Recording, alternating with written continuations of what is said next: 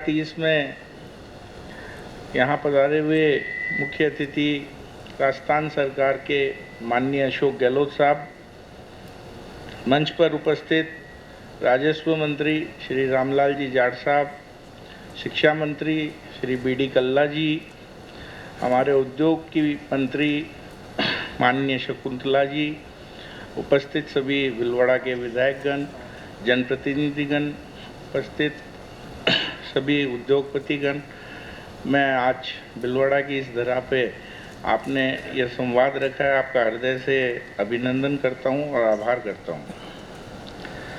Sir, हमने आपसे 4.5 साल में बहुत सारी चीज़ें मांगी हैं, जिसे आपने करीबन पूरा किया है। 2000 में और 2005 में भिलवाड़ा में 144 करोड़ रुपए एंट्री टैक्स की तलवार उद्योगपतियों पे लटकी हुई थी।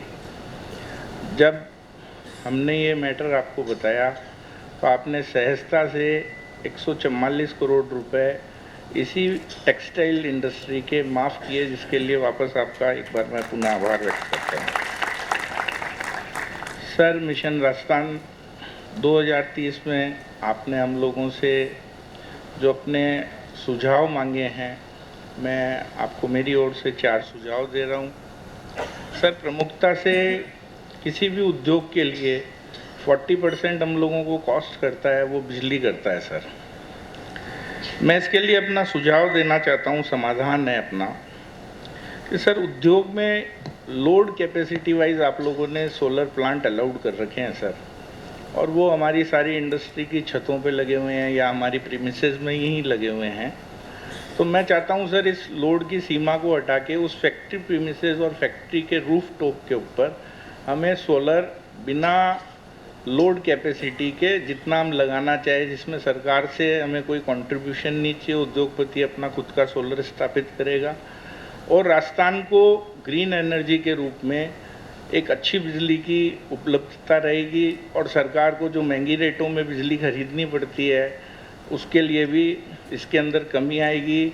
दूसरे स्टेटों से हम कम्पिटिटिव रेट्स में आ जाएंगे तो यहाँ का उत्पादन कॉस्ट कम होगा, जिससे यहाँ पे नए कारखाने लगने की बहुत ज़्यादा गुंजाइश है और लगेंगे निश्चित, अगर हम ये इसको करते हैं तो। दूसरा, इसी में सुझाव आपको मैं दे रहा हूँ सर कि ओपन एक्सचेंज से हमारे उद्योगपति पहले बिजली खरीदा करते थे।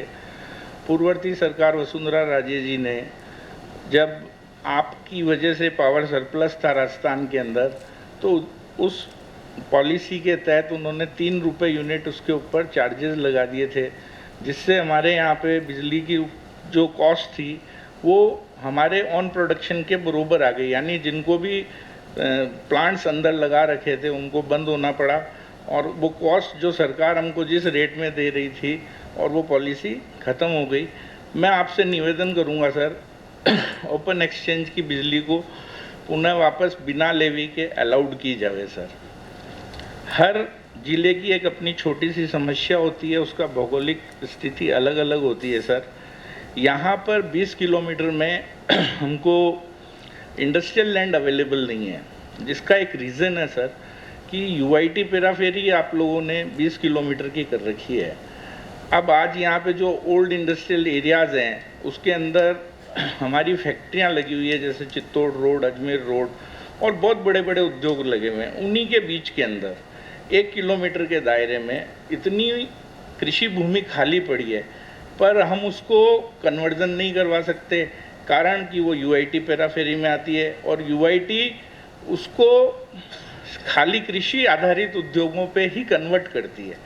तो मेरे आपसे निवेदन रहेगा कि यूआईटी की पेराफेरी बहुत सिंपल सी व्यवस्था है, उसको 10 किलोमीटर कर दिया जाए, जिसमें भिलवाड़ा का सारा जो हमारा सिटी एरिया है वो करीबन कवर हो जाता है, मेरा ऐसा मानना है। तो अतः अगर आप वो यूआईटी पेराफेरी का एरिया 10 किलोमीटर कर देंगे तो हमको कृषि भूमि जिसको हम कन्वर्ट करना चाहते हैं, माननीय जिलाधीश महोदय के पास जाके हम कन्वर्ट करा सकते हैं और कोई ऐसी विशेष समस्या नहीं है सर। वन स्टॉप शॉप जो हमारी उद्योग मंत्री जी को मालूम है, मैं इनसे पुनः एक बार निवेदन करूंगा कि उसके अंदर टाइम बाउंड 30 दिन के अंदर उद्योग को सारी एनओसी मिलेगी, तो इससे उद्योगपतियों के मन में एक नई ऊर्जा का भाव पैदा होगा, तो अधिक से अधिक कारखाने यहाँ पे आ सकेंगे। आपने मुझे यहाँ बुलवाया, सम्मान किया, आपका बहुत बहुत धन्यवाद, आभार सर।